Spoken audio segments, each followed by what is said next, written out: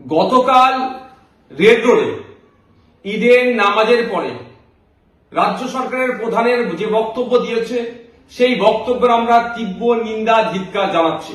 Indian secular front ইতিমধ্যে press statement দিয়েছে যে এই বক্তব্য কোনোভাবেই মেনে নেওয়া যায় না। ঈদের নামাজের অনুষ্ঠানটা একটা ধর্মীয় অনুষ্ঠান, সেই ধর্মীয় অনুষ্ঠানের মঞ্চকে যেভাবে রাজনৈতিক মঞ্চে পরিণত করেছে এটা গণতন্ত্রের জন্য স্বাস্থ্যকর নয়, এর আমরা বিরোধিতা করছি। আমরা অবাক হয়ে যাচ্ছি একজন সরকারের প্রধানের কি ভূমিকা। একজন সরকারের প্রধানের উচিত যে কোনো ধর্মীয় অনুষ্ঠানে তিনি যাচ্ছেন, সেখানে আমি বিরোধিতা করছি না, কিন্তু শান্তি সম্প্রীতি ঐক্যের কথা বলবেন।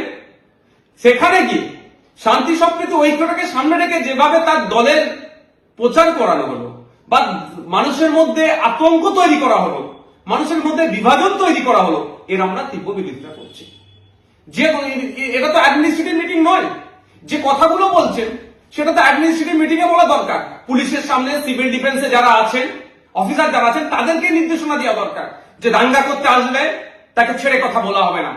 প্রশাসন তোমাদেরকে বলছি, তোমরা একটাও ছাড়বে না। কিন্তু আমরা কি দেখছি, বিভিন্ন সময় গরু ছাগল চোর ধরা পড়ে গিয়েছে, আইপিএসরা বসে স্টেটমেন্ট দিচ্ছেন, ভালো কথা যে অমুক চোর অমুক ধরা পড়েছে, কিন্তু বিভিন্ন ক্ষেত্রে দেখছি যারা ফেক অ্যাকাউন্ট বানিয়ে ভিন্ন দেশের ভিডিও ছেড়ে পশ্চিমবাংলায় হিন্দু মুসলমানের মধ্যে যে সম্প্রীতি ঐক্য বিনষ্ট করার চেষ্টা করছে, ভিডিওটা ফেক বলে আবার কোন পুলিশ ডিস্ট্রিক্টের ফেসবুক পেজ থেকে, সোশ্যাল পেজ থেকে ছাড়া হচ্ছে।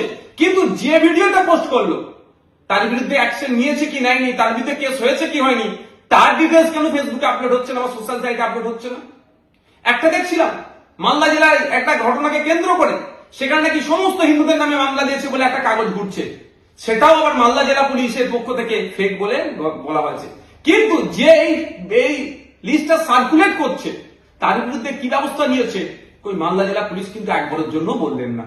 এগুলো হচ্ছে আপনার অ্যাডমিনিস্ট্রেটিভ মিটিং এ বলিষ্ঠ কণ্ঠে রাজ্য সরকারের প্রধানকে বলা দরকার, তা না করে এখানে এসে মুসলিম সমাজের মানুষের কাছে রেডিমেড মঞ্চ, লক্ষাধিক মানুষ আছে, সেখানে এসে ধর্মীয় মঞ্চকে রাজনৈতিক মঞ্চ পরিণত করে এই ধরনের বলছে। আমরা এর বিরোধিতা করছি। আর এরা কোনোদিন চায় না যে সংখ্যালঘু সমাজের মানুষরা বৃহত্তর সমাজের মানুষের সাথে সুশৃঙ্খল ভাবে জীবনযাপন করুক।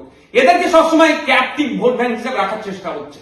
এই ক্যাপটিভ ভোট ব্যাংক হিসেবে রাখার জন্য এই ধরনের করছে, ভালনারেবল তৈরি করছে। বৃহত্তর স্বার্থে এদেরকে ব্যবহার করা হচ্ছে না, এদেরকে শুধু ক্ষুদ্র স্বার্থে ভোট ব্যাংক হিসেবে, আবার ক্যাপটিভ ভোট ব্যাংক হিসেবে এদেরকে রেখা দেওয়ার চেষ্টা হচ্ছে। গতকালকে যে বক্তব্য দিয়েছে